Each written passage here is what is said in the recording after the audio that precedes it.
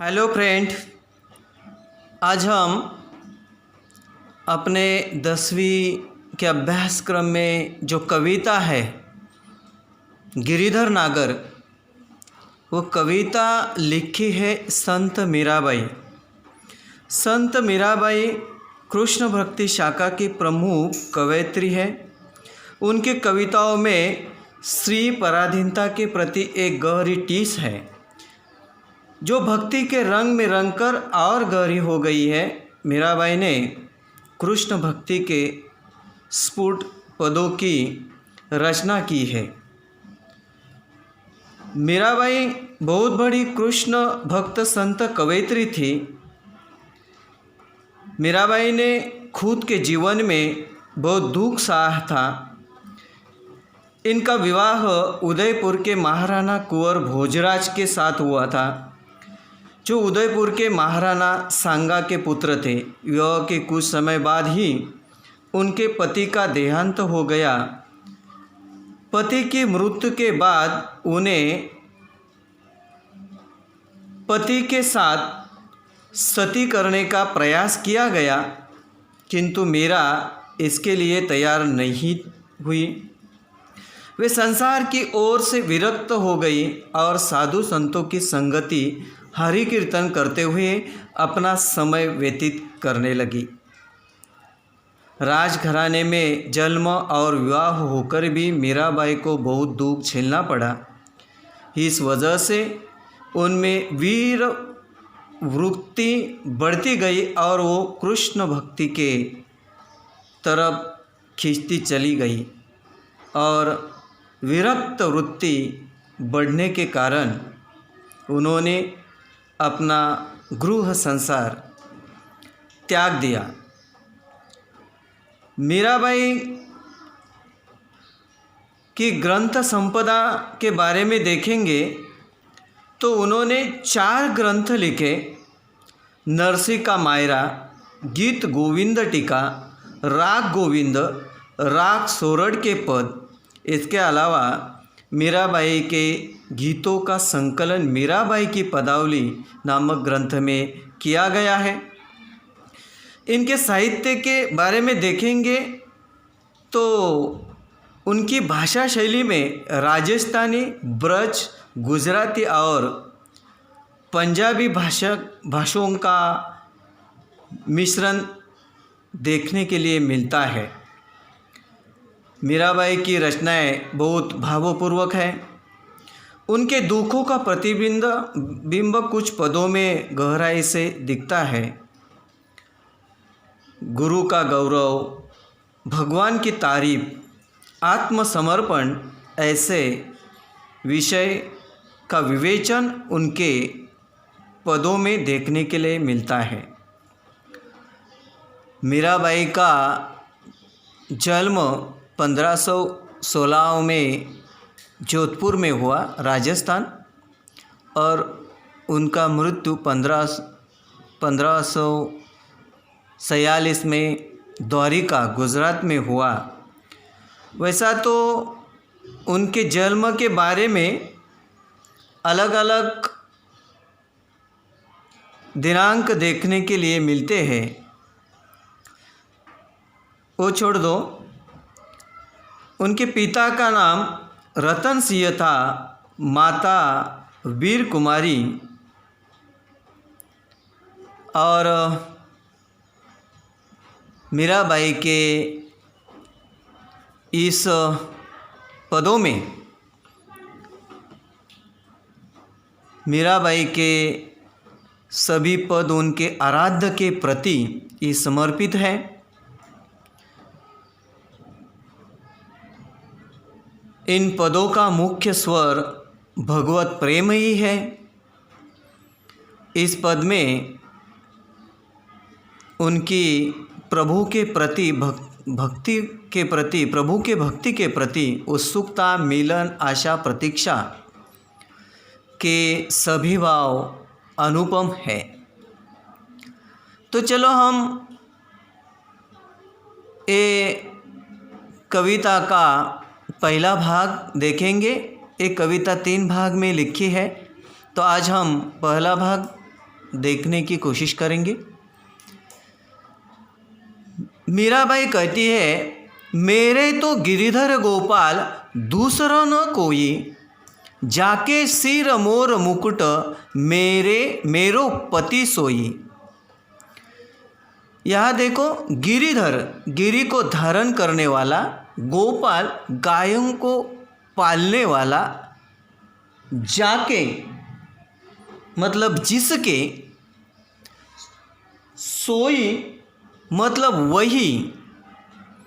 तो मीराबाई कहती है कि गिरी को धारण करने वाला, गायों का रक्षक, गायों को पालने वाला अर्थात श्री कृष्ण मेरा पति है। दूसरा, उनके सिवा मेरे जीवन में कोई नहीं है। कवयित्री, संत कवयित्री ये कहती है कि जिसके सिर मोर मुकुट, मतलब जिनके सिर पर मुकुट रहता है और उस मुकुट में सदा मोर का पंख विराजमान रहता है, ऐसा कृष्ण वही मेरा सब कुछ है, वही मेरे पति है। वो सचमुच के पति कहती है क्या उनको? ये सचमुच के पति है क्या? नहीं। वो ऐसा क्यों कहती है? क्योंकि मीराबाई ने कृष्ण भक्ति में अपना सर्वस्व उनके चरणों में, कृष्ण के चरणों में समर्पित कर दिया है। जैसे हम एक उदाहरण देख सकते हैं कपूर का। कर्पूर जब जलता है तभी उसकी ज्योत से हमें सुगंध प्राप्त होता है, प्रकाश प्राप्त होता है, ज्योत दिखती है, परंतु खुद कर्पूर नष्ट हो जाता है। तो क्या होता है? कर्पूर उस ज्योति में समरस होता है। उसी तरह मीराबाई कृष्ण भक्ति में समरस हुई है, इसलिए वो ऐसी कहती है। वो आगे कहती है, छाड़ी दई कुल की कहानी कहा करिए कोई। लोग कहते हैं कि उन्हें लाज लज्जा सब कुछ छोड़ दी है। तो मीराबाई भी ये कहती है कि कृष्ण भक्ति के लिए मैंने मेरे कुल की, छाड़ी दई कुल की कहानी, छाड़ी छोड़ी, कुल घराना, वंश, कहानी, मर्यादा, मैंने कृष्ण भक्ति के लिए मेरे घराने की, मेरे वंश की जो परंपराएं हैं वो परंपराएं मैंने छोड़ दी है। लोग कहते हैं लाज लज्जा छोड़ी है, तो वो मान्य है, ठीक है, मैंने परंपरा तोड़ी है, लाज लज्जा छोड़ी है, उनको भी मंजूर है। कहा कही है कोई कुछ भी कहे, मैंने तो मेरे आराध्य के लिए मैंने तो सब कुछ छोड़ा है, लाज लज्जा छोड़ी है। आगे कहती है, संतन ढीग बैठी बैठी लोक लाज खोई। ढीग पास, संतों के पास। देखो, अगर उस जमाने में देखें, स्त्रियों को बारे में अगर देखेंगे कि जिस समय मीराबाई ने भजन गाना, कीर्तन जाना, अभंग लिखना, वो गाना शुरू किया, उस समय ऐसे बातें करने के लिए स्त्रियों को कोई अधिकार नहीं दिया जाता था। उनके ऊपर बंधनें लदी हुई थी। तो उस समय ये बंधनों को तोड़कर उन्होंने ये अध्यात्म का रास्ता दिखाने का कार्य किया है। स्त्रियों के लिए ये रास्ता उन्होंने दिखाया है। तो वो कहती है, संतन ढीग बैठी बैठी लोक लाज खोई। मैंने संतों के साथ बैठकर मैंने लोक लाज को त्याग दिया है। आगे कहती है कि ये सब कुछ करते समय मीराबाई को कोई सुख से हासिल नहीं हुआ। कृष्ण को प्राप्त किया है, परंतु ये प्राप्त करते हुए ये सहजता से नहीं हुआ। उनको अपने जीवन में बहुत सारे कष्ट सहने पड़े हैं। वो क्या कहती है? असुवन जल सींची सींची प्रेम बेली बोई, अब तो बेल फैल गई आनंद फल हुई। क्या कहती है? मैंने अपने प्रेम रूपी बेल को अपने अश्रु रूपी जल से सींच सींच कर बड़ा किया है। अब तो ये बेल फैल गई है और इसमें आनंद रूपी फल लगने लगा है। मतलब उस जमाने में स्त्रियों को अध्यात्म के रास्ते पर चलना मना था। मीराबाई उस रास्ते पर चल के स्त्रियों को वो रास्ता खुला करके दिया। अब औरों के मतलब पुरुषों के साथ साथ स्त्रियाँ भी अध्यात्म के रास्ते पर चल रही है। उनको भी समानता का हक प्राप्त हुआ है। इसलिए कवयित्री मीराबाई कहती है कि आसुवन जल सींची सींची प्रेम बेली बोई, अब तो बेल फैल गई आनंद फल हुई। कवयित्री आगे कहती है, संत कवयित्री, दूध की मतनियाँ बड़े प्रेम से बिलोई। ये कार्य करना उस समय साधारण कार्य नहीं था, असाधारण कार्य था, क्योंकि ये कार्य करते समय मीराबाई को बहुत सारे कष्ट दुख सहने पड़े। इसलिए परंतु ये कार्य उन्होंने किया, बड़े प्यार से किया। चाहे लोग उनसे दुष्टता का व्यवहार करते थे, परंतु उन्होंने लोगों से दुष्टता के व्यवहार से नहीं काम लिया, उन्होंने तो प्यार से काम लिया। इसलिए कहती है कि दूध से मक्खन निकालने के बहुत से कष्ट करने पड़ते हैं।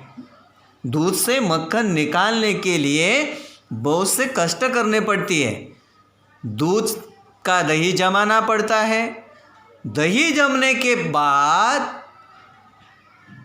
दही को मथानी से घोलना पड़ता है, तभी मक्खन निकलता है।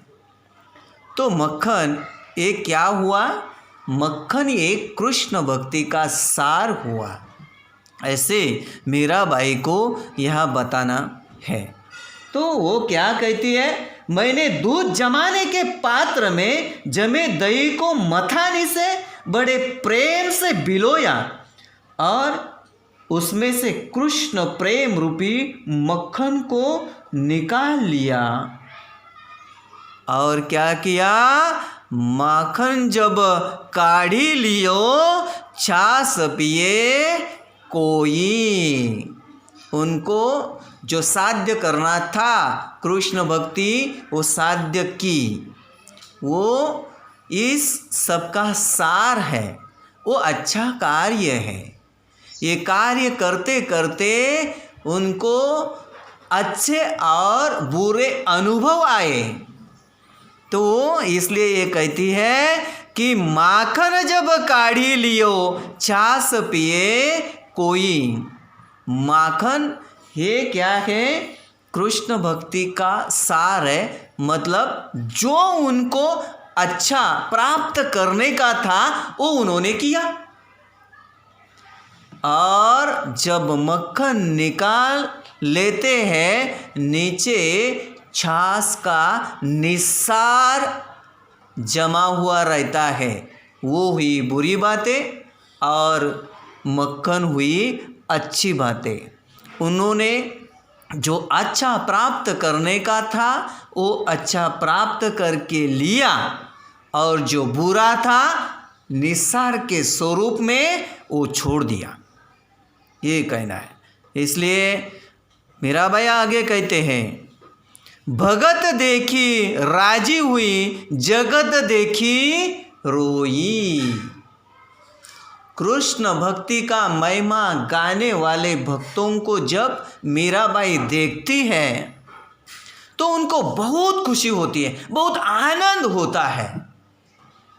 परंतु इन भक्तों के साथ दुनिया का व्यवहार देखती है तो मीराबाई को बहुत बड़ा दुख होता है। मीराबाई अंत के इस भाग के अंत के चरण में कहती है, पंक्ति में कहती है, दासी मीरा लाल गिरधर तारो अब मोही। मैं तो तुम्हारी दासी हूँ, मेरा पूरा जीवन तुम्हारे चरणों में मैंने समर्पित किया है। अब तेरे सिवा मेरा कोई नहीं है, तेरे सिवा मेरा कोई नहीं है। अगर मुझे इस भव सागर से मेरी संसार रूपी, मेरी जीवन रूपी नौका अगर पार करानी है तो तू ही कर सकता है।